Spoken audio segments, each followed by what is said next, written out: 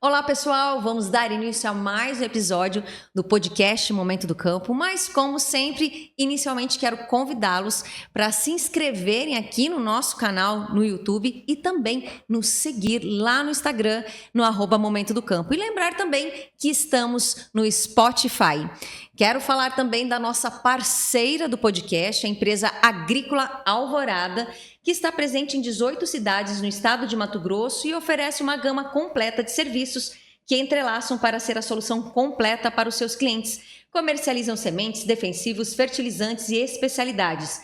Tudo respaldado por uma assessoria agronômica preparada e dedicada.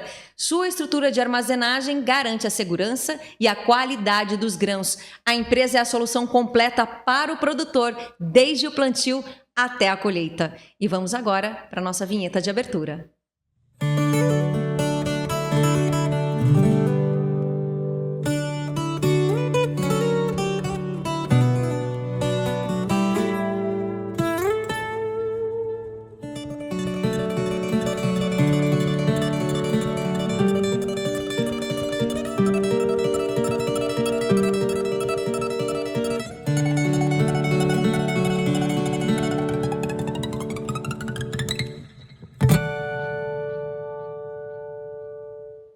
Vamos dar início ao nosso bate-papo de hoje e mais uma vez eu trouxe aqui uma pessoa que nós aqui da Magnavid admiramos muito e que entende muito do agro.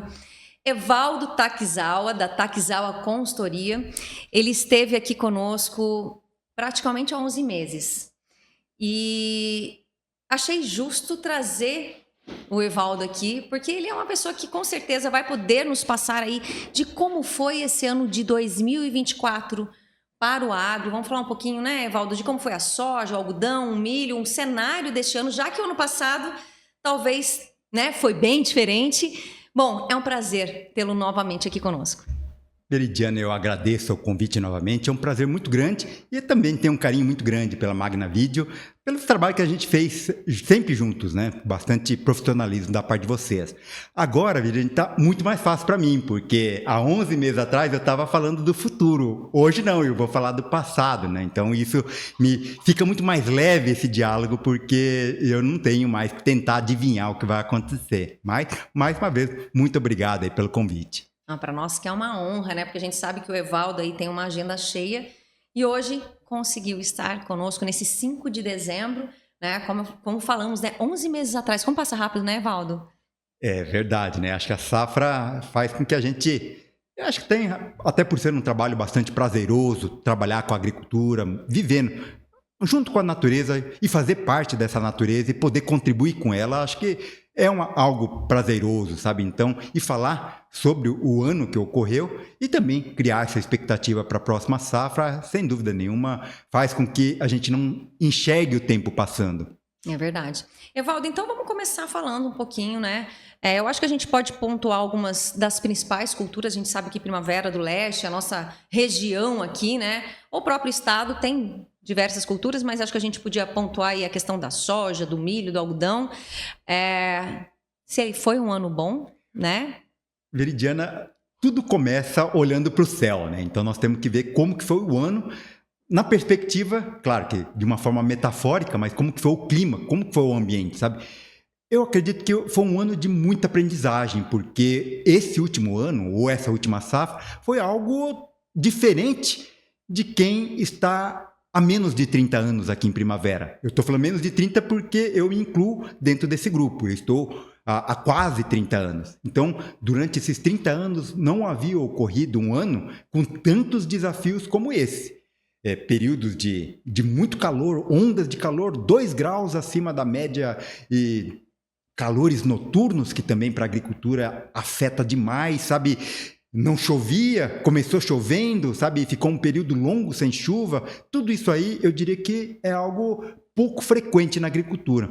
E a nossa agricultura, ela teve que se submeter a essa condição e falar, não, vamos ver como que nós estamos preparados para essa agricultura. É claro que, diante dessa condição, Veridiana, nós tivemos gente bem sucedida, talvez num grupo menor, do que aqueles que pegaram esse impacto de uma forma bastante negativa, né? Então, é importante guardar e salvar o ano de 2024 como um ano de aprendizagem, sabe? Esse seria o grande valor dessa safra.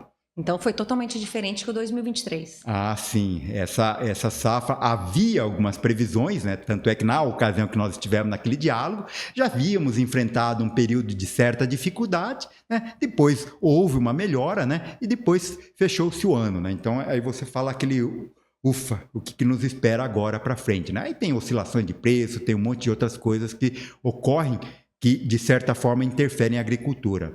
Mas eu diria que foi um ano de um grande desafio.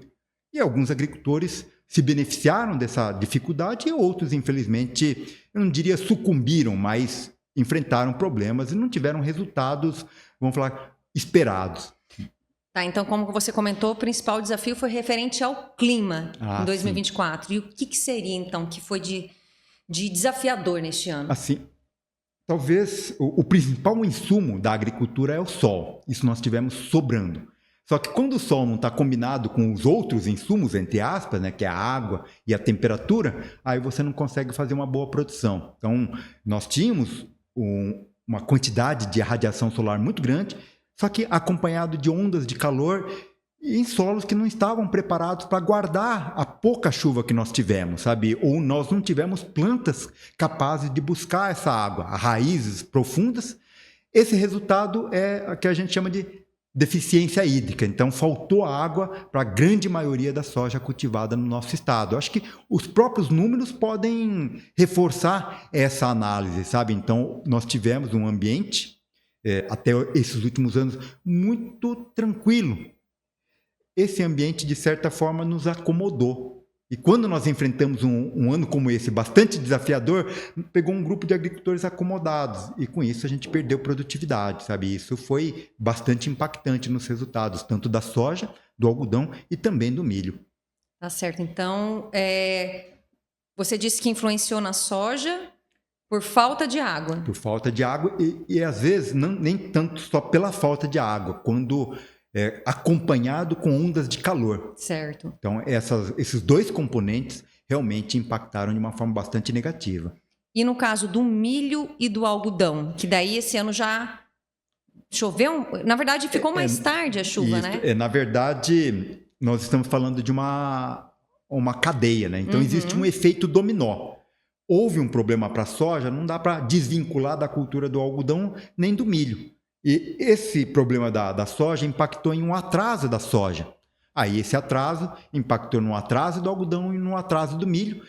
E tem uma das questões básicas na agricultura, que é a janela de semeadura. E nós perdemos a melhor janela de semeadura para o milho e a melhor janela de semeadura para o algodão. Não é uma atitude comum para o agricultor mudar de cultura, porque não necessariamente é uma janela ruim para todas as culturas. Era ruim para o algodão, mas era excelente para o milho naquele momento do algodão. Mas como todo o planejamento já estava feito para o algodão, o agricultor teve que insistir com o algodão, mesmo sabendo que a janela não estava o ideal para o algodão, né? Então, ele abriu mão da melhor janela do milho. Ele poderia, né, se ele tivesse uma independência total, ele falou, não, eu abandono o algodão e cultivo o milho. Mas não é possível fazer isso. Aí ele manteve o algodão e depois manteve o milho também, porque todo o nosso planejamento praticamente já está montado, né? Hoje. Então nós estamos falando do planejamento de 2025 montado hoje. E não tem como renegociar quando ocorre esse tipo de eventos climáticos. Que interessante, né? Realmente vira um efeito dominó, vira uma bola de neve, né? Isso, é exatamente isso. Porque nós trabalhamos com histórico, né? Na agricultura, a gente fala com histórico de uma frequência de 75%, sabe? Nesse caso, nós estamos falando de um evento que ocorre uma vez a cada... Vamos falar o evento extremo, que ocorre uma vez a cada 5 anos. Seria 80% dos anos, seria 4 anos, ele ocorre dessa forma. Então, a gente trabalha mais ou menos dentro daquilo que é mais previsível ou mais frequente. Aí você coloca os fenômenos como El Niño, Laninha, existem outros fenômenos que a gente chama de fenômenos globais. Só que, ao lado desses fenômenos globais, existem fenômenos continentais e fenômenos locais. essa combinação dos fenômenos locais, continentais e globais impactou no resultado que nós tivemos. E não existe um modelo para prever isso com precisão. Aí nós acreditávamos que fosse um ano e, diante dessa análise, o agricultor tomou algumas posturas, sabe? E hoje nós sabemos que foi a postura errada naquela ocasião, né? Uhum. Nesse período agora, já que a gente está falando de clima, a gente está tendo chuvas. Para a soja, está tudo ok ou ainda precisamos mais? Olha, é claro que quando a gente faz uma análise, Veridiana, a gente faz uma análise mais geral, sabe? Nós poderíamos fazer uma análise mais local. O que nós podemos ver é que tem alguns agricultores que já estão enfrentando chuva com um certo exagero. Só que é claro que aqueles agricultores que estão preparados para um volume maior, então não existe um número específico. Fala, não, o que é uma chuva exagerada? 600 milímetros em novembro, né? Ou 600 litros de água por metro quadrado, ou é 300, né? Isso vai muito do agricultor. Se ele é um agricultor preparado para 600, 600 é ótimo. Se ele é um agricultor que não está preparado para 600, 600, ele já começa a causar problemas com doença, com pragas, com operacional, enfim. Então, esse é o ponto que a gente está entrando agora. É aquilo que eu chamo de era da personalização. Então, nós não podemos mais generalizar o que é ruim. Aquilo que é muito ruim para você, que seriam 30 dias de sol, para um outro agricultor, ele é excelente, excelente, excelente. Isso é a era da personalização. Agora, como que você trabalha com um evento em prol de você, naquilo que seria um evento negativo, para a grande maioria, como é 30 dias sem chuva, sabe? É nesse momento que a gente está entrando, não só para a agricultura, mas para todas as outras atividades. E é isso que a gente vem trabalhando. Falar, agricultor, pensa no evento ruim, que seria o que ocorreu o ano passado. Então, muitos agricultores falam que nesses últimos 30 anos não ocorreu um evento como esse. Aí vai entrar o meu lado matemático, Veridiana. 1 a cada 30 é menos de 3%, né? Ou é 3 e pouco por cento. Então, nós estamos falando de um evento com 97% de probabilidade de não ocorrer, ou 96,7% de não ocorrer, e 3,3% de ocorrer. Não, eu quero me precaver de um evento pior. Então, vamos nos preparar para um evento que ocorre uma vez a cada 50 anos? Aí é uma escolha do agricultor. Eu costumo falar assim, o perigo existe. O que é o perigo? É a falta de chuva e as ondas de calor. Agora, o risco é o agricultor que escolhe. Eu falo, não, que risco que você quer? Não, eu gosto de andar na linha do abismo.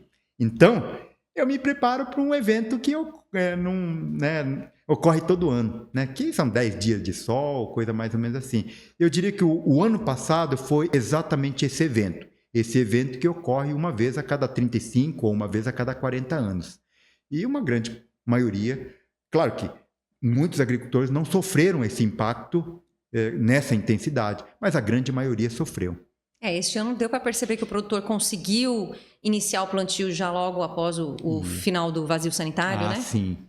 Porque até o ano passado, por uma solicitação de uma associação de produtores, o Ministério da Agricultura rediscutiu a data do vazio, que houve até algumas discussões entre a comunidade técnica, se isso era técnico ou se isso era político, mas enfim, independente de qualquer coisa, eu diria que o clima ele é soberano, né? Então, por decreto, você podia iniciar a semeadura dia 16 de setembro.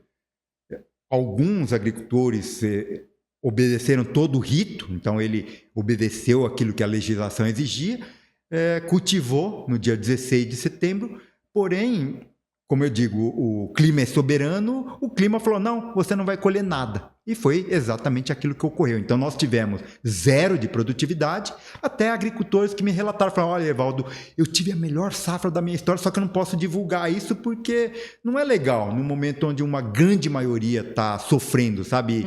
Sou até indelicado, sabe? Mas nós tivemos oportunidade de conversar com alguns agricultores que nos relataram, falaram, foi o melhor ano da história, né? Mas por quê? Ele não teve problema com falta de água. Claro, ele pode ter tido outros recursos, como a própria irrigação, né? Ou ele teve uma chuva localizada, então também pode ser um golpe de sorte, tudo isso aí.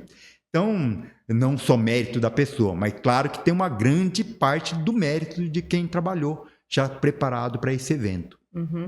Aí você comentou que o primeiro desafio, então, foi referente ao clima. Ah, sim. Quais foram os outros desafios? Olha, junto com o clima, ela governa muito daquilo que é vivo, né? Então, essa é uma outra ciência que a gente chama de ecologia. A ecologia é a ciência que estuda o ambiente e a relação com seres vivos. Então, quando você tem essa situação, aí você tem uma gama de pragas que se beneficia com ondas de calor, com tempo seco. Então, isso agrava ainda mais o problema. Nós tivemos uma praga que a gente chama de cascudinho, né? Que é um besourrozinho que ataca uma praga. Ataca a soja, né? Então a soja já tem um crescimento e desenvolvimento comprometido pela falta de água e pelas ondas de calor. Além desse problema que a gente chama de problema abiótico, tem um problema biótico que é essa praga. Então ela vem com mais intensidade, porque o ambiente está favorecendo aquele inseto. E também o ambiente diminui e restringe a quantidade de comida. Então, às vezes, a comida, a soja, não é tão nutritiva para aquele inseto. Então, ele tem que comer mais soja para poder... Ele fica mais voraz para atender as necessidades nutricionais dessa praga. Então, aí o agricultor tem que usar mais inseticida, ele tem que fazer mais entradas, enfim. Ele tem prejuízo, apesar de tudo isso. Outra praga que se beneficia a esse ambiente é o ácaro. O ácaro ataca o milho, ataca a soja, ataca o algodão. Nós temos uma outra praga também que se beneficia, que é a mosca branca, que também ataca a soja e o algodão. Feijão também? Feijão, ele é importantíssimo, porque além do dano da praga, ele transmite doenças importantes para o feijão. Eu até comento com você do feijão, porque estive num evento essa semana e justamente estavam abordando sobre o feijão e sobre o problema da mosca branca no feijão.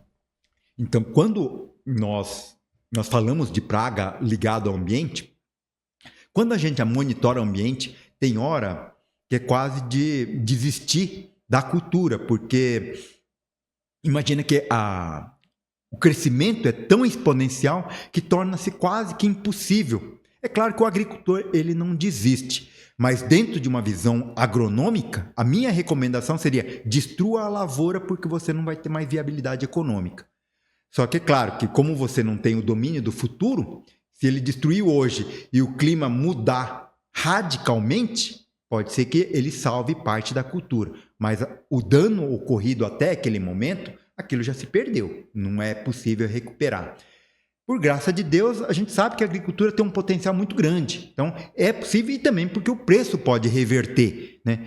Mas pensando puramente dentro de uma visão agronômica, a recomendação até para conter o avanço da praga, né? Porque essa praga ela pode sair da soja, migrar para o algodão e dessa forma criar uma bola de neve muito maior ainda.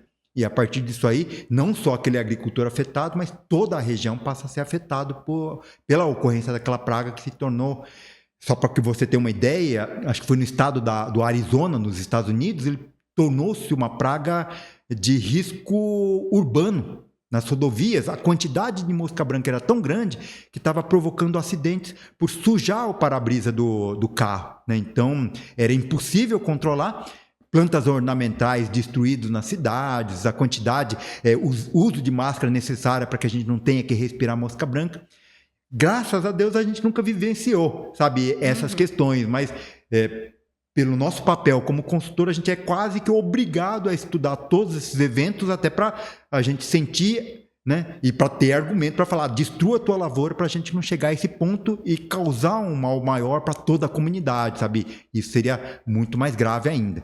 Então, naquele momento, ele está restrito àquele agricultor. Mas a partir do momento que ele disseminar para toda a sociedade, isso eu diria que o prol da sociedade ele é muito maior do que o problema individual, né? Então, no caso da mosca branca, nós temos esses exemplos já no mundo, né? Na África também nós tivemos um problema sério, tanto é que alguns países africanos perderam a reputação do algodão em virtude da mosca branca. Então, o comprador ele provoca um deságio, porque ficou a história de que aquele algodão era de baixa qualidade em função da mosca branca. Então, não. E nós tivemos casos seríssimos de mosca branca, tanto na soja quanto no algodão. Olha só, não sabia dessa parte. É algo que a gente vê na história, sabe? E tenta não deixar que essas mesmas histórias se repitam, né? alguma outra praga? Olha, nós tivemos algumas pragas mais localizadas, como o grilo, que não é algo comum, né? Mas algumas situações ele fazia parte desse cenário, né? Então, algumas lagartas tivemos ataques muito fortes, né? Eu vou colocar de uma forma genérica que ele faz parte de todo o sistema. Ele ataca a soja, ataca o algodão e ataca o milho e outras culturas, sabe? Então, foi um ano bastante desafiador nesse aspecto aí, né? O lado, não diria nem um lado positivo, mas pela planta ter sofrido uma condição extrema, Veridiana, depois, quando voltou a chover, as plantas estavam suscetíveis a doenças. Então, aquela chuva, claro que trouxe muitos benefícios, mas acompanhados com benefício, eu costumo usar uma brincadeira, que também tem um preço do almoço. E o preço do almoço foram as doenças, né? Algumas doenças, principalmente foliares, vieram acompanhadas com a chuva. Aí o pessoal questiona, não, mas o ambiente estava tão ruim para a doença que nem doença estava dando, por falta de chuva. E quando choveu, a doença veio junto. Do ponto de vista agronômico, isso é a coisa mais lógica do mundo, porque não era bom para a planta e não era bom para a doença. Mas o dia que ficou bom para a planta, naturalmente é bom para quem vive da planta, né? Para o agricultor e para as doenças. Aí também começa a vir pragas que se beneficiam da chuva, sabe? Isso seriam pontos marcantes para essa safra de 2024. E que realmente, então, teve que ter um controle e um monitoramento. Não, com certeza. Agora, isso mostra um pouco da pujança e da força do agricultor da nossa região, sabe? É claro que isso pode desencorajar muitos agricultores que não tenham experiência ou não estejam bem assessorados, mas aqueles agricultores bem assessorados saíram disso, claro que com um custo maior, mas não sucumbiram a todos esses problemas do clima e problemas de pragas e doenças também, né? Então, no caso, também tiveram que fazer mais aplicações. Ah, sim.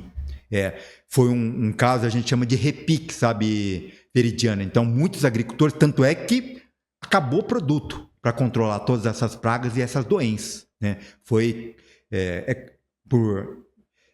até pela agricultura brasileira ser muito grande e a agilidade dessa logística, né? Muitos produtos vieram do sul do Brasil que não tiveram uso desses produtos, vieram para cá, né? Dentro do geral, talvez a grande população não consiga enxergar, mas nós que estamos dentro da atividade podemos observar agricultores comprando regulador de crescimento que sobrou na Bahia, ou que estava em Minas, ou que estava em outras regiões para o algodão, porque o algodão cresceu demais, sabe? Então, esse é um outro aspecto do algodão, né? Nós não conseguimos conter o crescimento do algodão. E o algodão, para garantir a qualidade, garantir um bom controle de pragas e um bom controle de doenças, ele tem que ter um controle de altura, a arquitetura dele é trabalhado. E esse ano houve uma doença que a gente chama de mancha-alvo, dizimou algumas folhas de algumas lavouras, sabe? É como se num prazo de 1 semana, 10 dias, ele derrubasse todas as folhas e alguns frutos das lavouras, sabe? Então isso também mostra o quanto tudo está interligado. Não consegui segurar o crescimento, porque acabou o produto que eu tinha. Até que eu conseguisse repor o meu estoque, o algodão não parou, ele continuou crescendo. Naquele momento que veio a chuva, que é o preço do almoço. A chuva veio, né, trazendo em algumas situações, todas aquelas adubações que eu havia feito num período de pouca chuva não tiveram uma eficiência muito boa. Eu tive que fazer novas adubações, aproveitando a chuva que veio um pouquinho mais tarde. E aí o algodão veio a crescer. Eu diria que, né, é claro que nem todo agricultor conseguiu conter, até porque muitas vezes ele já havia gasto o produto, sabe? Uhum. Então é outro marco para essa última safra, principalmente para a cultura do algodão, né? A doença e a altura do algodão. A grande maioria não conseguiu conter essa arquitetura da planta. Então, dentro disso que você está comentando, né, referente ao algodão, a gente pode dizer que teve uma alteração de qualidade, algo nesse sentido ou não das lavouras de algodão? Olha, eu diria que sim, né? Então, até a qualidade do algodão, claro, muito está ligado ao manejo que o agricultor faz, mas muito da qualidade do algodão está ligado ao ambiente também. Houve uma mudança de posições. Normalmente, a gente divide a planta em 3 partes. A nível de agricultor, a gente chama de baixeiro, meio e ponteiro. Esse ano, uma característica que chamou muito atenção é que o algodão de baixeiro nós não tínhamos, o meio nós tínhamos um pouco, e a grande parte da nossa produção foi o ponteiro do algodão. e existe diferença de qualidade dependendo da posição. Aí tem o algodão que a gente chama de primeira posição, de segunda, de terceira, em função da distância que ele está do caule, sabe? E esse ano também nós tivemos algodão de terceira, de quarta posição, que também implica numa qualidade inferior. E tudo isso aí, é claro que os agricultores, eles têm formas para tentar contrabalancear isso aí, tem forma de negociar, mas foi um outro ponto marcante também, né? Eu diria que não impacta de uma maneira negativa, mas é algo que eu diria que justifica um pouco dessa qualidade do algodão dessa safra. Até porque o algodão brasileiro ela é reconhecida e tem uma reputação muito boa em relação à qualidade, né? Eu diria que nós não manchamos essa reputação até pelo volume de algodão que nós temos, né? Então, dentro desse grande volume, nós temos algodões de várias categorias de qualidade. É possível, então, repor e honrar todos esses compromissos firmados daqueles agricultores que tinham vendido algodão de alta qualidade. Uhum. A gente comentando de algodão, o milho também passou por algo nesse sentido? O milho, principalmente na questão, claro que o milho, a questão de qualidade ainda não é um ponto que se discute bastante, mas principalmente quando a gente usa o milho na ração animal, ironicamente, muitas vezes a qualidade da ração animal é maior do que a qualidade do milho utilizado para alimentação humana, né? Mas, enfim, isso aí é algo que não estamos para discutir. Mas sim, o milho também, porque a água, por ser um elemento importante, ele define o grau de enchimento, né? A gente chama de acúmulo de matéria seca do milho. Então, quando interrompe-se o fornecimento de água, é como se interrompesse o crescimento e desenvolvimento do milho. Então, é aquele grão mal formado. Então, isso explica um pouco do porquê que nós diminuímos a produtividade do milho. Às vezes a quantidade de espigas era a mesma, a quantidade de grãos era a mesma, mas a massa desses grãos era menor. Então, o milho que normalmente os bons agricultores estão acostumados a produzir 160, 170 sacos por hectare, esses mesmos agricultores, muitos deles altamente qualificados, com híbridos de alto potencial, produziram 120 sacos. Então, em algumas situações, até 40 sacos abaixo do histórico daquele agricultor, sabe? Então, nós costumamos pegar uma referência, não só a referência oficial, que é a média do estado, mas falar, não, como que os excelentes agricultores foram impactados? Então, pegando como referência esses excelentes agricultores que fazem as coisas mais certas possíveis, mesmo eles, em algumas situações, foram impactados com até 40 sacos abaixo da média dele, não da média do estado. Uhum. Algum outro ponto desafiador? Com certeza muitos, né? Mas algo que chame atenção. Uhum. Esse ano foi um ano bastante claro para mostrar, sabe? Existe um termo na agronomia que a gente chama... As pessoas gostam de usar muito termos americanos, né? O americano, ou o termo em inglês, eles chamam de yield gap. Mas eu prefiro usar o termo em português, que seria a lacuna de produtividade. Então, a lacuna de produtividade é a diferença entre o que você produz normalmente e o que a genética mais o ambiente poderia fazer a planta produzir. Por exemplo, hoje o recordista mundial de produtividade de soja, ele produziu 244 sacos. E o recordista mundial de produtividade de milho, ele produziu 616 sacos. Só que isso ainda não é a produtividade potencial. O potencial é um pouco acima disso aí. Então existe uma lacuna entre o recorde mundial e a genética pode oferecer. No caso da soja, é possível que ultrapasse os 300 sacos. E no caso do milho, é possível que chegue aos 1.000 sacos. E no caso do algodão, é possível que a gente chegue a 1.000 arrobas de algodão. Então, existe, e hoje, uma produtividade normal é em torno de 300 e 350 arrobas. Então, estamos falando que a lacuna de produtividade está de 300, então nós estamos falando de 850 arrobas que nós poderíamos chegar, hipoteticamente, pela genética que nós temos hoje, né? Então, dentro dessa lacuna, 80% dessa lacuna é o que a gente chama de eventos abióticos, que é água, sol, nebulosidade, vento, tudo aquilo que não está ligado à vida, que está ligado ao ambiente. E os outros 20% é praga, doença, planta daninha, né? Então, tudo isso aí seriam os 20%. Então, esse ano mostrou o peso desse fator abiótico, sabe? Então, eu imagino que para os próximos anos o agricultor vai levar esse ponto como um ponto importante para ele desenvolver uma estratégia de resiliência para a lavoura dele, para que esses impactos, até que esses impactos causem um prejuízo, ele esteja muito mais preparado, sabe? Porque antes de ocorrer o problema, Veridiana, existe um problema um momento de ganho. Então, como que funciona a perda de produtividade?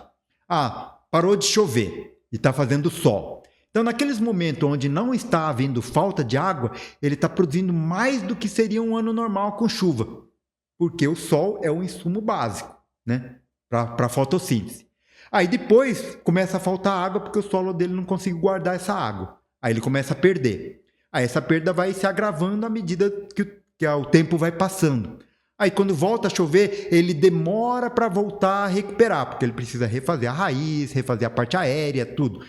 Só que quando você tem uma lavoura resiliente, esse tempo de perda é mais curto e esse tempo de recuperação é mais curto. Então, o saldo entre o que eu ganhei, o que eu perdi, né, e o tempo que eu recuperei, pode ser um saldo positivo, né? Então, é dessa forma que você diminui essa lacuna. Então, é onde o recordista chegou aos 244 sacos. O recordista brasileiro é de 142 sacos de soja. Já faz alguns anos que a gente não consegue repetir esse número, mas são números... nas últimas safras, a gente até foi um pouco mal acostumado, que nós tivemos várias lavouras acima de 100 sacas. E o último ano, talvez os melhores números tenham chegado aos 90. Só que, é claro que esses agricultores procuraram não divulgar esses números justamente por uma questão de respeito a toda a dificuldade que nós enfrentamos. Então, essa questão climática, eu diria que foi um aprendizado. Eu diria que as pragas que não são tão frequentes, as ocasionais, também foi algo para a gente pensar que a gente tem que ter ferramentas na minha prateleira preparadas para lidar com isso. Está vindo essas doenças que o pessoal está chamando de doenças novas, como é o caso tem gente que iniciou chamando de anomalias, né? Mas é uma doença ou um complexo de doenças que está causando quebramento de haste, que está causando podridões de vagem, né? Acho que num dos podcast que você gravou com um amigo, um grande amigo, Valmir Aquino, sim, né? Sim. Ele tratou e passou as recomendações dele também para lidar com essas doenças. Eu diria que tudo isso mostra que, à medida que você avança, né, com a experiência, tem o preço do almoço, você também, porque isso aí faz parte da evolução, né? Então, se você passa a se tornar uma região tradicional de soja, tudo aquilo que está ligado à soja também tende a vir, né? Então, e muito daquilo que a gente vê, ele vai ficando no passado, sabe? Então, a gente tem que começar a olhar para o futuro. Então, é um alerta que eu faço para todos os agricultores. Olha, o que você viu... Inclusive, tinha um agricultor, Veridiana, que eu atendia, né? Ele brincava rindo dele mesmo. Falava, gente, sabe, mas a gente normalmente dirige olhando para o retrovisor, né? Usando uma metáfora da forma que ele conduz a lavoura. Eu tento me policiar e toda hora eu estou vendo no retrovisor. Quando eu me belisco, eu estou vendo para o retrovisor, sabe? E é exatamente essa. Acho que o passado ele é importante para nos orientar, mas não para nos dirigir, sabe? Isso é um ponto bastante importante, que é um treinamento mesmo, né? Então, a gente está muito acostumado. Eu diria que foi um aprendizagem, até para que a gente possa... Quando a gente fala de plantas daninhas, sabe? Também foi um ano de uma dificuldade muito grande de controle de plantas daninhas. Em todas as culturas... as plantas daninhas vieram com tudo. Inclusive, tive a oportunidade de participar de um congresso de plantas daninhas, que uma das temáticas foi para uma planta daninha, né? Que nós chamamos vulgarmente de capim-pé de galinha, né? Pelo tipo de florescimento dele, parece um pezinho de galinha, né? As flores dessa planta daninha. Então, imagina uma sala dedicada a uma espécie. Esse mesmo processo, Veridiana, nós tivemos a oportunidade de ver em outras regiões, como os Estados Unidos. Então, uma ocasião eu tive a oportunidade de conversar com um pesquisador, ele falava, no passado nós gastávamos 15, 20 dólares por acre, que talvez convertendo isso fosse um pouco talvez por hectare, talvez 15 ou 20 dólares por hectare também. Isso nós estamos falando de algo que fosse 30 anos atrás, sabe? Hoje nós gastamos 3 vezes mais 50, 60 dólares para controlar. Antes, gastava-se esse valor para controlar uma diversidade de plantas, como se fosse 10, 15 plantas. Hoje nós gastamos esse valor multiplicado por 3, mas para controlar 3 espécies: buva, caruru, né? E talvez mais uma espécie. Ou era 2 espécies, era caruru e buva. Então, é um alerta, sabe? Muitas vezes a gente tenta fazer igual o Jonas, alertar, né? Alertar que você vai ser destruído se você não tomar umas atitudes. Mas isso, de certa forma, nós estamos vivenciando com o capim-pé de galinha. Então, tanto para soja, para algodão, quanto para milho, ele é um problema sério, sabe? Está exigindo a adoção de novos herbicidas, está exigindo a adoção de novas estratégias e, em algumas situações, até atitudes mais drásticas, que é o preparo de solo. Puro e simplesmente para controle dessa planta daninha. Observando, né, ouvindo o que você está falando, é interessante, né, Evaldo, como a cada ano, né, é um aprendizado, né? O produtor não deve olhar para o retrovisor, como você comentou, mas colhe alguma experiência, se torna um aprendizado para que ele possa ficar atento no futuro, né? Saber como agir. Assim, porque eu diria que o passado ele serve como se fosse um batente, sabe? Um limitador do teu, vamos falar, da tua coragem, tá? Então, aí também mostra onde está o abismo, sabe? Porque aí você consegue ver o que pode te levar à ruína. Então, essa experiência, o lado positivo é que dá clareza até onde. Até porque o Mato Grosso não havia, talvez na década de 80, na região de Nova Chavantina, Água Boa, até Canarana, eles tenham vivenciado esse período de seca tão intensa quanto foi na região sul, na região oeste, praticamente no Mato Grosso todo, sabe, Veridiana? Então, nós aqui na nossa região, nós não havíamos, nesses últimos 30 anos, vivenciado uma experiência como foi a dessa safra agora. Que loucura, né? Eu falo, cada safra é algo diferente, né? Ah, sim, essa é a regra. Cada safra é uma safra diferente. Então, quando a gente imagina que vai existir uma regra comum, infelizmente isso não existe. E com relação ao mercado, o que você me diz? Assim, alterou do ano passado para cá? Esse ano foi melhor do que 2023? Na verdade, não houve, né, pelo menos durante o período da safra, oscilações muito grandes.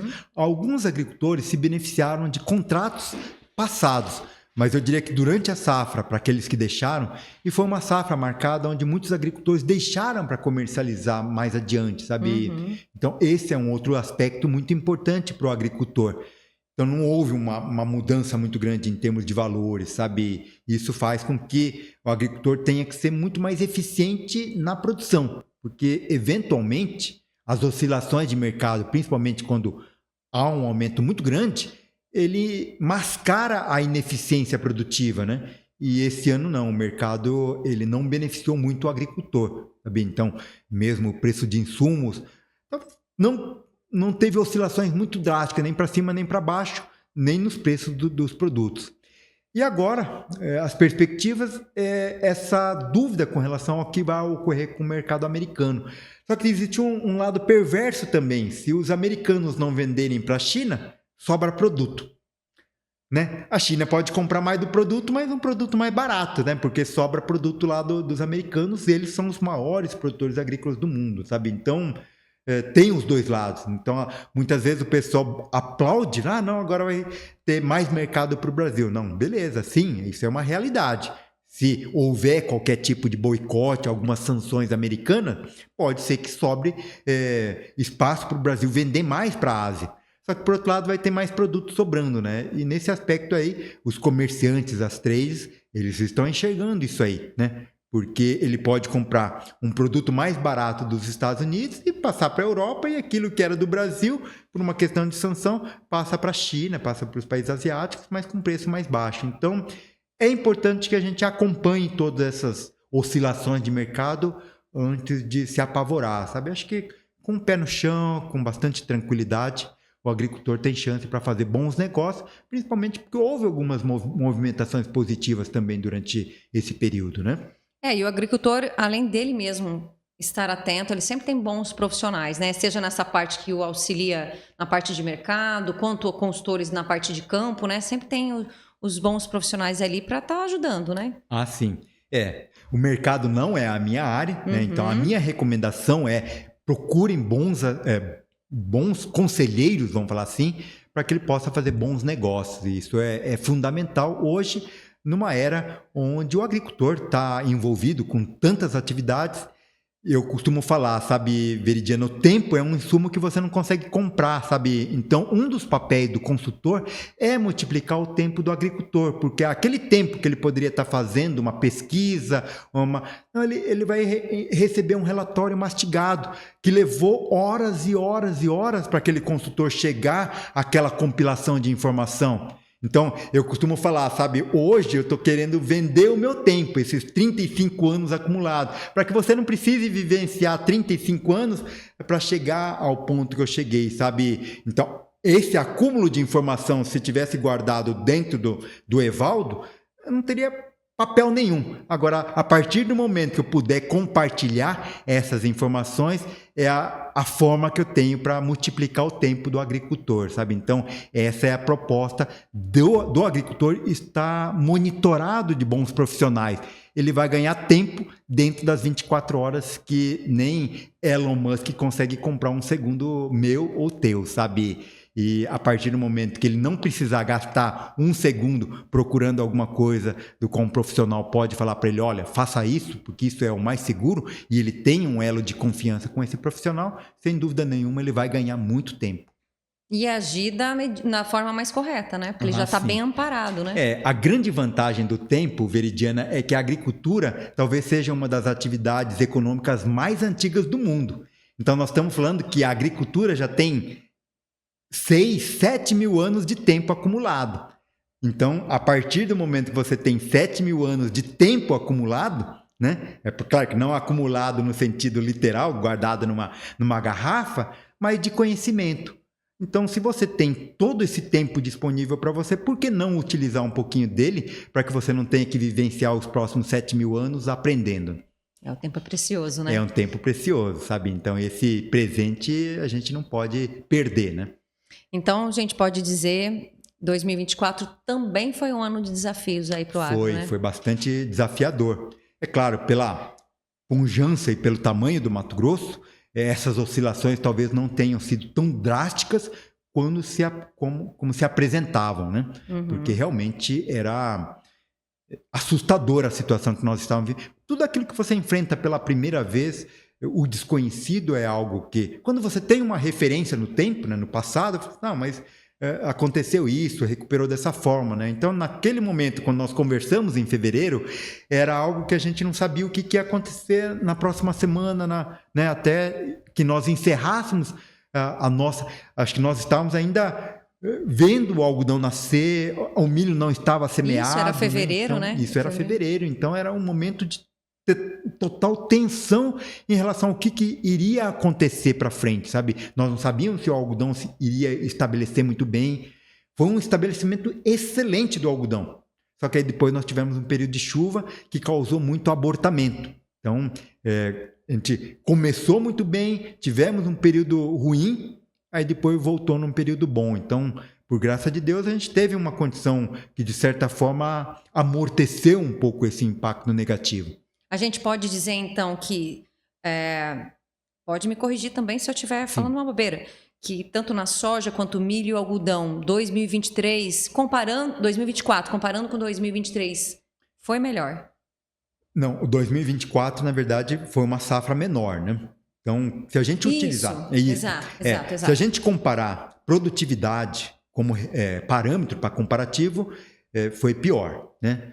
Agora... Porque vem de uma safra anterior, isso, né? Porque nós vimos de uma super safra, sabe? Exato. Então, não seria justo, sabe, sim, Veridiana, comparar uma super safra com uma safra baixa. Me confundi. Eu diria que foi uma safra normal, vamos falar assim.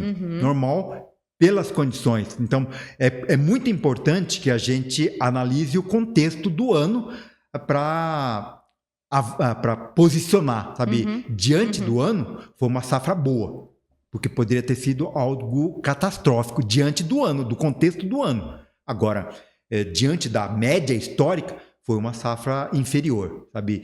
Eu costumo não depreciar, né? Até porque o que a gente colher, né, sempre nós temos que agradecer, mas sim, foi uma safra inferior às safras anteriores. Mas nós já tivemos safras, claro que quando nós não tínhamos toda essa tecnologia, safras inferiores à da safra passada. Que loucura, né? Eu me confundi aqui, mas o Evaldo explicou. Sim. E como que você visualiza? A gente está agora aí com a soja no campo. Como é que você visualiza ali a colheita? Deve ser o quê? Meados de janeiro, iniciar a colheita? O que você vê dali para frente? Agora eu vou começar a reclamar dos apertos que é falar do futuro, né? Então me perdoem se tudo que eu falar agora não se concretizar, porque eu estou falando de alguma coisa que ninguém conhece, né? Uhum. Mas eu vou falar um pouco do presente, do passado e do que... Olha, nós tivemos alguns probleminhas muito pontuais, mas até o momento nós só podemos agradecer. Como salientando que houve alguns problemas pontuais, né? Mas até o momento nós estamos numa safra que tem condições para ser uma safra excelente, né? Então vamos dividir em safras excelentes, safras boas, safras regulares e safras abaixo do normal, ou da média, né? Até o momento nós temos tudo para que seja... Tem alguns detalhes que são detalhes agronômicos que a gente começa a ficar preocupado. Por quê? Eu costumo sempre falar, o primeiro objetivo, a primeira meta que nós temos que fixar é o número de plantas. Então, positivo, nós atingimos a primeira meta, que é o número de plantas. Então, o estabelecimento inicial e o desenvolvimento inicial da planta foi bom. A segunda meta, a gente fala, é o número de flores.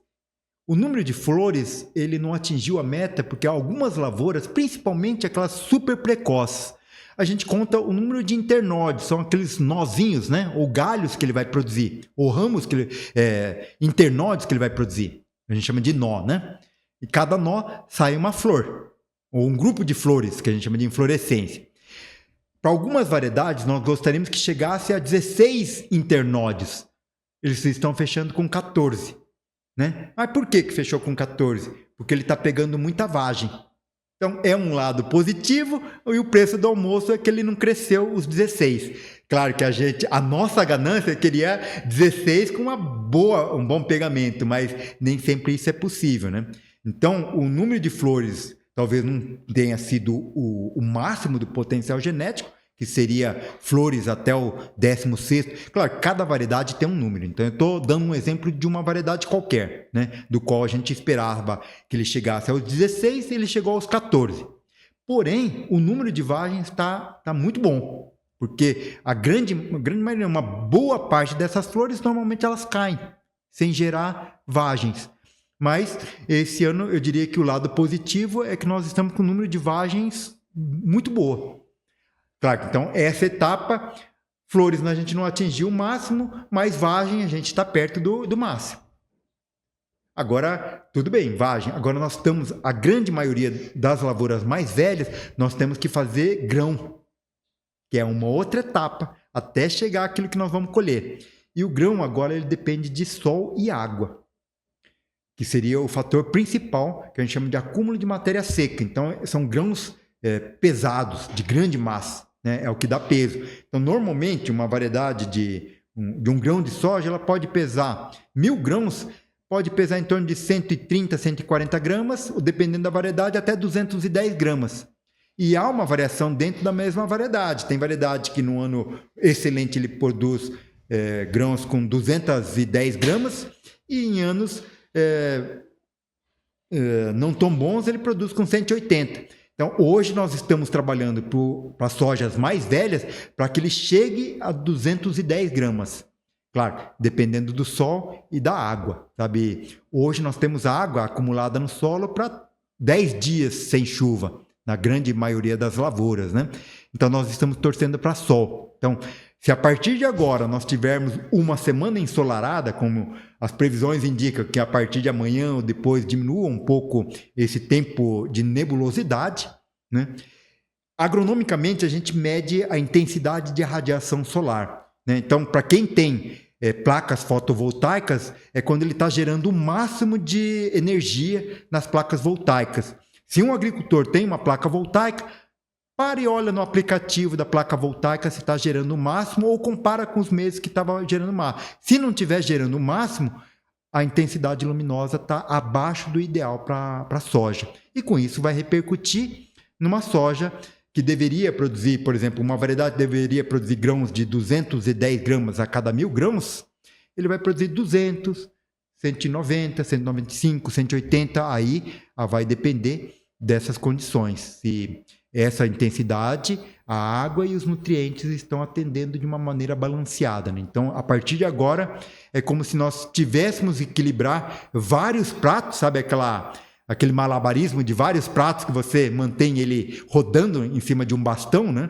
Então, é um momento que exige habilidade por conta do agricultor para que não falte nada para a planta.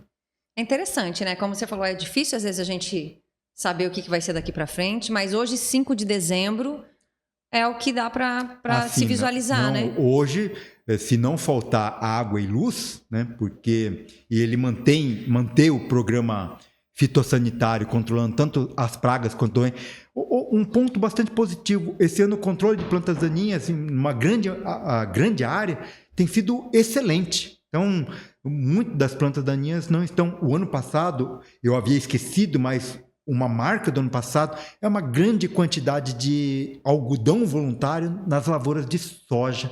Isso foi uma marca negativa para a safra de 2024, sabe? Os agricultores não conseguiram controlar o algodão que cresceu no meio da soja, que muitas vezes estava no meio do milho. Isso provocou uma explosão de bicudo. Talvez tenhamos vivenciado... Então, você me desculpa esse ping-pong de voltar para o passado. Eu acho ótimo, pode ir falando, porque eu também não sabia disso. Mas foi um ano, talvez o pior ano. Inclusive, alguns dados de captura de bicudo nas armadilhas que a AMPA, né, junto com o IMA, tem feito, indicaram que talvez tenha sido um dos piores anos de captura do bicudo na história da cotonicultura do Mato Grosso. Desde que eles fazem essas leituras, sabe? Graças à grande presença de algodão nas lavouras de soja. Algumas lavouras de soja virou motivo de chacota, não, parece uma lavoura de algodão, né? Então, se ele abandonar a soja e colher algodão, ele vai colher mais. É claro que pode ser até uma brincadeira maliciosa para um agricultor que estava sofrendo muito com essa situação. Ele não estava contente, não foi negligência da parte dele, sabe, Veridiana? Foi uma condição de ambiente tão hostil que ele não conseguiu realizar, ou mesmo tendo realizado todos os procedimentos agronomicamente recomendados, né, ele não conseguiu conter a presença dessas plantas daninhas. Nesse momento, era uma planta daninha que era o algodão voluntário. Então, mesmo com provavelmente a destruição de soqueiras? Não, até o momento ele obedeceu todos os critérios de destruição. Então, quando ele fez a semeadura da soja, ele atendia todas as exigências técnicas que a lei exige. Só que o algodão, ele nasce depois disso aí também, né? Então, ou ele rebrota, ele cresce depois desse momento, porque existe um tripé de controle de plantas daninhas. Esse tripé fala cobertura vegetal, quanto melhor a cobertura, melhor o controle de planta daninha. Um outro que a gente chama de controle cultural, a planta precisa sombrear as plantas daninhas, né? E depois é o herbicida. E o ano passado ficou só por conta do herbicida. Nós não tínhamos cobertura nem o efeito cultural de sombreamento da soja. Então, é algo manco, né? Então, nós estávamos tentando resolver um problema que depende dessas 3 estratégias, pelo menos. E das 3 estratégias, só uma foi atendida, né? Causando injúrias na soja, porque qualquer herbicida que a gente aplica para a soja, existe aquilo que eu brinquei, o preço do almoço. Ele perdeu produtividade de soja por conta do herbicida, mas era necessário para tentar conter o avanço. E claro, o bicudo é uma praga do algodão, e como nós tínhamos uma quantidade imensa de plantas de algodão nas lavouras de soja, esse bicudo multiplicou de uma forma exponencial, quase incapaz de se controlar. Então, algumas lavouras tiveram problemas seríssimos com ataque de bicudo. Eu não tinha escutado a respeito dessa questão. E o bicudo, desde a época que a gente fazia a matéria para a TV, o bicudo do algodoeiro já era um problema, né? E agora você comentando isso. Ah, sim. Eu até costumo colocar algumas questões, sabe? O bicudo, na história das pragas agrícolas do mundo, é a praga mais pesquisada no mundo. Se nós fizermos uma busca usando o nome dele em inglês, boll weevil, ou em espanhol, picudo del algodoneiro, ou bicudo do algodão, tranquilamente a gente vai chegar a mais de 2 milhões de trabalhos sobre o bicudo. E existem estratégias para a erradicação do bicudo em outras regiões, talvez não sirva para o nosso contexto, mas nós estamos em 2024 e falando de bicudo, sabe? Eu assumo com uma certa tristeza, né? Uma praga tão conhecida no mundo, a gente ainda ter problemas seríssimos com uma praga como o bicudo. Eu até nem te perguntei antes, porque achei que estava um pouquinho menos. Não, esse foi, na história do algodão do Mato Grosso, foi o pior ano do bicudo. E em todas as regiões. Gente, me fugiu o nome que controla o INDEA. Ah, sim, eles alegaram, eles solicitaram algo a mais do produtor rural? Não, sim, não INDEA. Inclusive, eles estavam rodando há pouco tempo para ver o vazio sanitário do algodão também, né? Mas eu acredito também que os técnicos e os fiscais do INDEA, eles compartilharam um pouco de todo esse sofrimento do agricultor com essas dificuldades, sabe?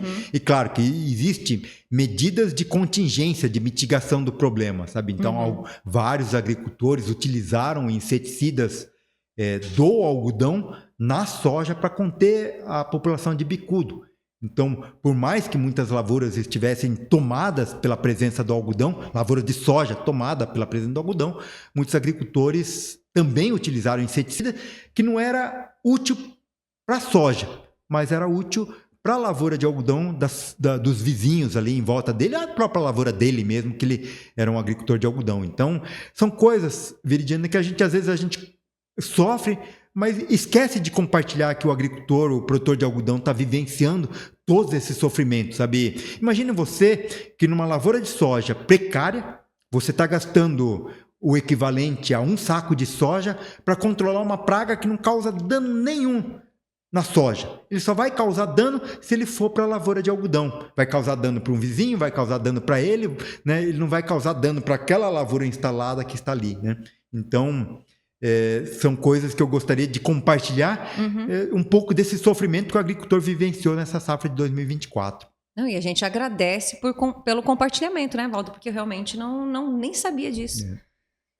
Porque às vezes a gente observa, né, que muitas atitudes do agricultor, é importante que a gente entenda todo o contexto antes de fazer qualquer tipo de juízo, sabe? Exato. E esse diálogo é muito importante para quê? E agradecendo, né, todo o papel de vocês nessa divulgação. Isso é muito importante para que eles entendam que o agricultor está assessorado, né? A partir desse assessoramento é uma decisão conjunta, né? Então, as responsabilidades são de todos nós que estamos envolvidos com a agricultura.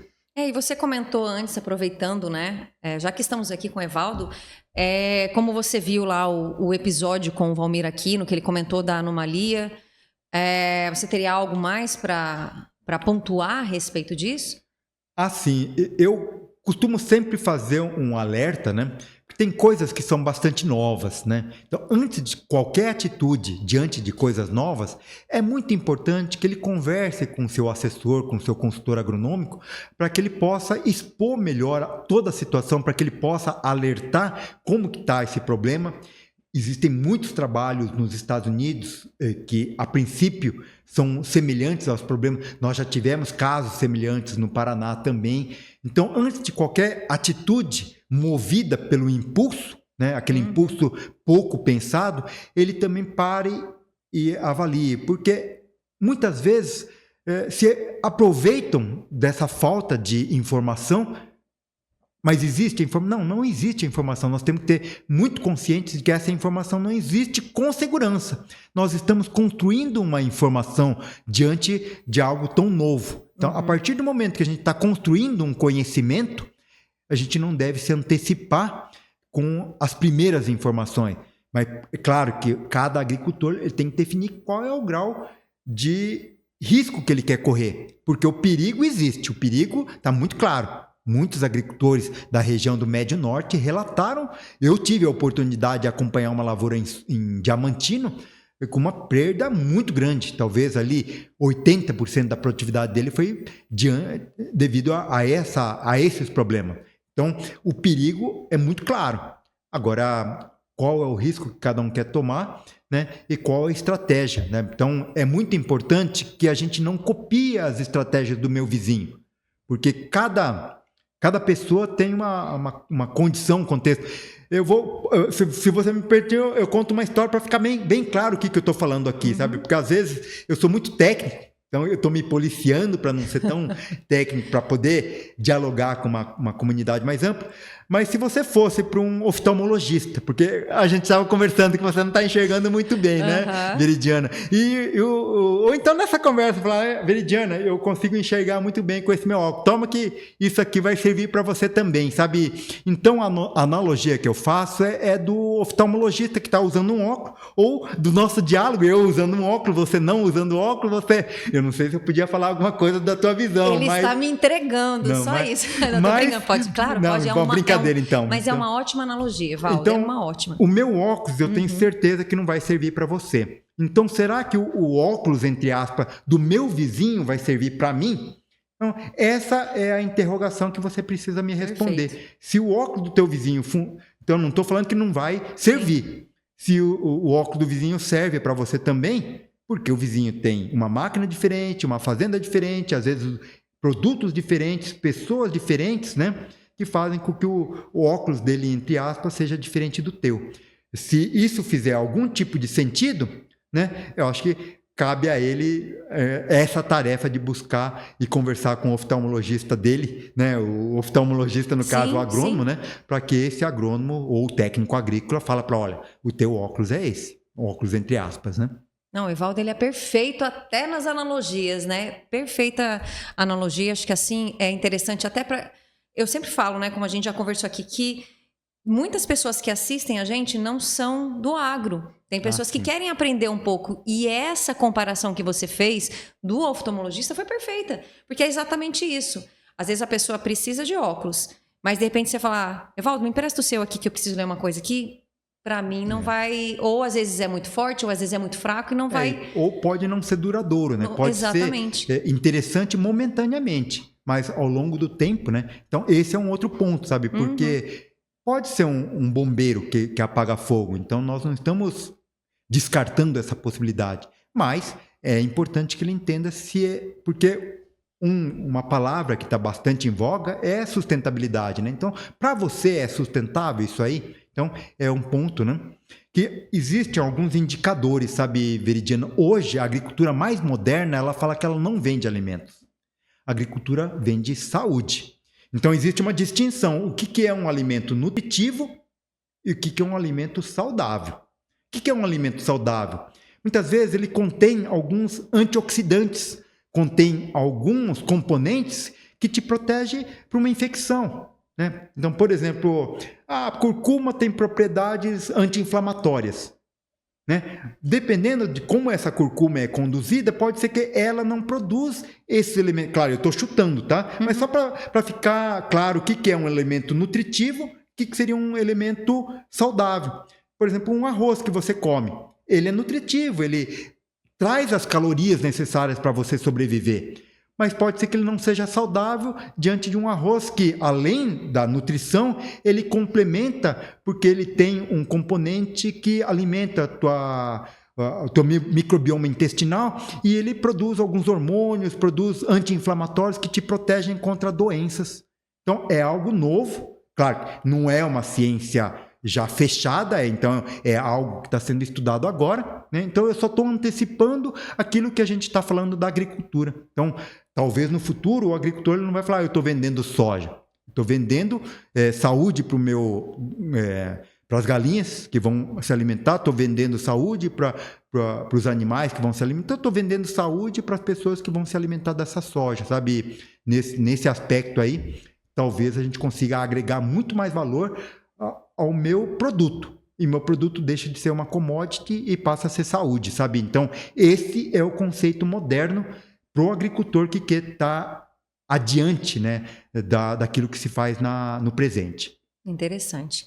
Evaldo, então, dentro dessas três culturas, né? Que eu falo que temos várias culturas aí, mas para a gente falar um pouquinho mais delas, soja, milho e algodão, tem algo mais dentro de 2024 que você gostaria de pontuar, que você enxergou aí de diferente para esse ano? Olha, eu imagino que 2024 dos pontos mais salientes, né? Acho que é aquilo que nós abordamos mesmo. Uhum. E acho que a grande mensagem do ano de 2024, que daqui 26 dias ele vai acabar, é exatamente isso aí, saber quanto resiliente está a minha lavoura em relação a todas essas intempéries climáticas, sabe? E que o ambiente ele rege mesmo toda a vida na Terra, sabe? Então, tanto praga, doença, planta daninha, quanto a própria cultura de soja, algodão e milho, elas são governadas por esse ambiente, sabe? Então, eu acho que é quase um respeito para aquilo que a gente está vendo, né? E agora o 2025, sabe? Acho que a gente entra 2025 muito mais fortalecido, porque a gente teve a oportunidade de vivenciar esses 11 meses e 5 dias do 2024. Que está chegando, né? Está chegando. A gente havia comentado antes também, você havia falado da questão dos métodos que talvez precisam ser modificados daqui para frente. Fala um pouquinho disso para a gente. A gente estava conversando aqui no off, né? Sim, sabe? Eu costumo ler alguns livros, ouvir algumas frases, né? Tem um autor americano chama Emerson Wado Emerson, né? Ele fala assim: quanto aos métodos, existem milhões deles, talvez um pouco mais, mas aos princípios, esses são poucos. As pessoas que conhecerem os princípios facilmente vão escolher seus métodos. O que significa isso aí? Hoje nós temos métodos para monitoramento de planta, monitoramento de praga, monitoramento do estado nutricional, né? Esses métodos, eles podem ser atualizados. Bom, eu vou falar um pouco, de repente, da medicina para ficar claro para o grande público, né? Quando não existia tomografia computadorizada, ressonância magnética, PET scan, todos esses robôs, né, que fazem diagnósticos ou operações, o médico, o que ele tinha? Tinha um funilzinho para ouvir o batimento cardíaco da criança, né, do feto, no caso do acompanhamento da gestação, media o pulso, colocava a mão na testa para ouvir, sentir a temperatura. Então, ele pegava a temperatura, pulsação, e conversava, dialogava. Então, esse era um método para ver o teu estado de saúde. Agora, hoje a gente utiliza todos esses recursos tecnológicos para ver o teu estado de saúde, né? O raio-x, ressonância, tomografia.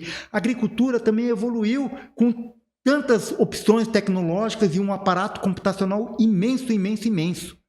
Só que a gente ainda está medindo a febre com a mão na testa, a gente está medindo a pulsação, não que não seja, claro que isso tem que ser agregado, não abandonar esses métodos, mas agregar aquilo que a gente tem hoje, programas estatísticos multivariados, métodos de sensoriamento remoto, só que a gente ainda está utilizando aquilo que a gente fazia há 50 anos atrás ou 60 anos atrás, sabe? Então, o meu alerta, Veridiana, é que, a exemplo da medicina, que nós também, os agricultores e todos os profissionais, comecem a utilizar esses métodos mais, né, atualizados, né?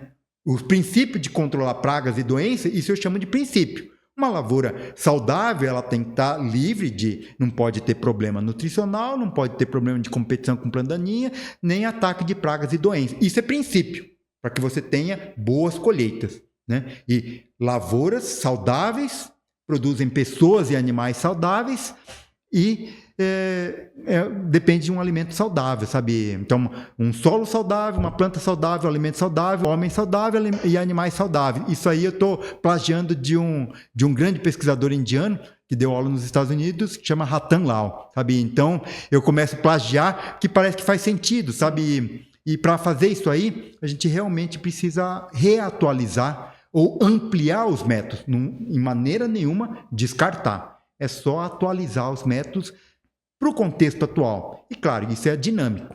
Talvez daqui 2 ou 3 anos eu vou falar, lembra em 2024, esse método é atualizado dessa forma e assim a gente precisa preparar essas pessoas para monitorar Então, existem métodos novos para monitorar, existem métodos novos para aplicar. Vou dar um outro exemplo, de repente, dentro da área da agricultura, para ficar bem claro. Hoje, o drone é algo presente na agricultura brasileira, né? O drone tem um movimento que chama washdown, um termo em inglês, que ele faz do fluxo descendente do ar, que assemelha-se a um helicóptero. O avião e os pulverizadores terrestres têm um tipo de fluxo diferente do drone, em termos de lançamento da pulverização. Só que a gente está aplicando do mesmo jeito, usando os mesmos métodos do avião, os mesmos métodos do pulverizador terrestre, e o equipamento mudou e muda toda a dinâmica da gota, sabe? Então, eu começo a discutir, não, com todo esse aparato, só que aí a gente tem que monitorar de forma diferente, porque eu consigo aplicar numa área do tamanho dessa mesa. Eu tenho hoje uma ferramenta capaz de fazer isso, que não dá para fazer com um pulverizador com 36 metros de largura e não dá para fazer com um avião que voa a 250 km por hora, né? Então, se eu tenho esse ferramenta, o princípio é, eu preciso controlar a planta daninha, porque ela vai causar o que a gente chama de mato competição. E eu tenho uma ferramenta para isso. Só que eu estou monitorando a minha lavoura do mesmo jeitinho de 50 anos atrás, né? Esquecendo que muda tudo, né? Sim. Muda esses aspectos por conta desse aparato que nós temos hoje. E a quantidade de drone que aumentou nesses últimos 2 ou 3 anos, até uma sugestão, de repente, se você chamasse algum dos colegas que trabalham com drone, até para popularizar, né? Porque vocês usam drone, né? Sim. Para filmagens e tudo mais, mas hoje drone é uma ferramenta... Drone para aplicação, né? Para aplicação no uso agrícola, que faz parte do cotidiano já, de muitas lavouras, de ferramentas para monitoramento, ferramentas para execução de atividades como aplicações. É isso aí, tudo vai evoluindo, né? E a gente precisa evoluir com os nossos métodos, sabe, Veridiana? Então, quando eu falei da era da personalização, quando você usa um smartwatch, um relógio inteligente, isso é um exemplo, né? Então, hoje, é possível você fazer um trabalho personalizado na área médica, da mesma forma que você poderia fazer na área agrícola, né? Só que para isso você precisa de recursos, aí você precisa de um aplicativo para interpretar as informações, você tem muito mais recursos para trabalhar. Só que para isso nós precisamos mudar os métodos. Então, essa é a mensagem que eu gostaria de deixar assim, para que o público pensasse um pouquinho, sabe? Será que eu estou usando os mesmos métodos do passado e não agreguei e ampliei os métodos que deveria ser utilizado com o recurso e o aparato tecnológico que eu tenho hoje? Então, é um ponto de interrogação que eu gostaria de deixar para todo mundo. Olha só, viu? Eu já ia te perguntar qual que é o recado que você deixa para o produtor. Tem mais algum recado fora esse importante? Esse questionamento que o Evaldo deixou e mais um recadinho.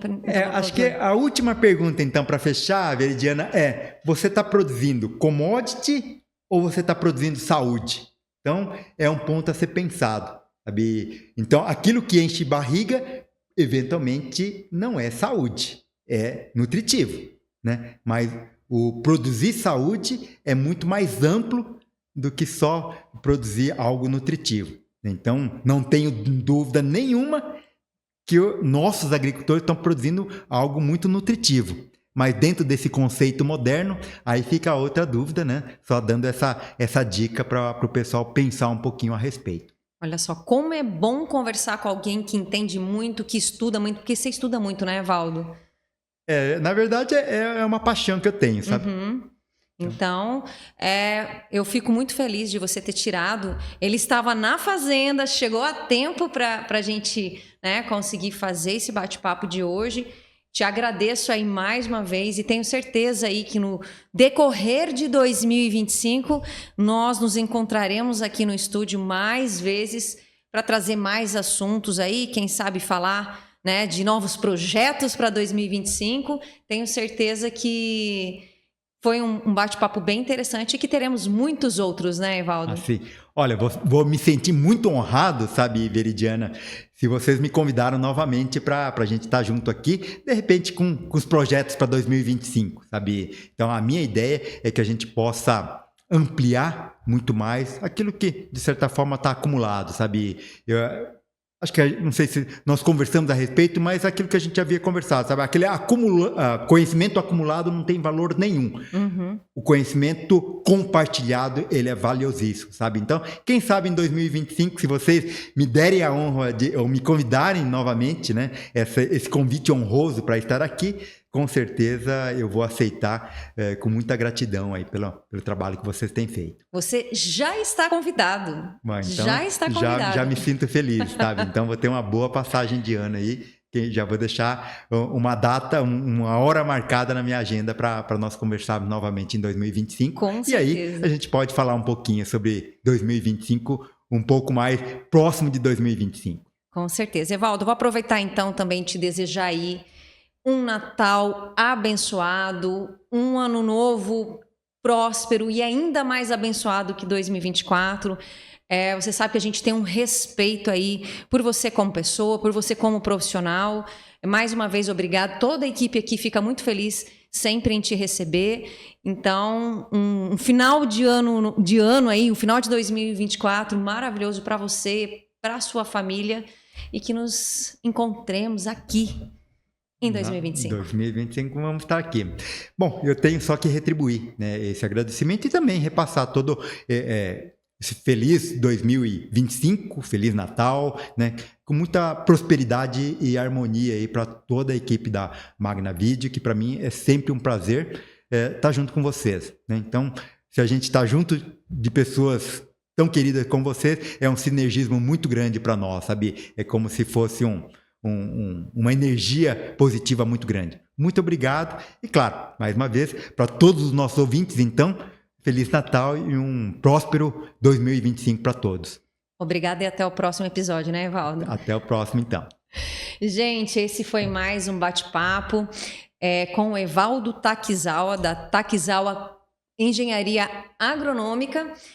Para nós sempre é uma honra tê-lo aqui conosco e tenho certeza que nessa conversa vocês entenderam um pouco de como foi o nosso ano de 2024 aí para algumas culturas, né, que mais se destacam aqui na nossa região. Então, obrigada mais uma vez e, gente, quero aproveitar esse momento antes de encerrar o nosso episódio de hoje.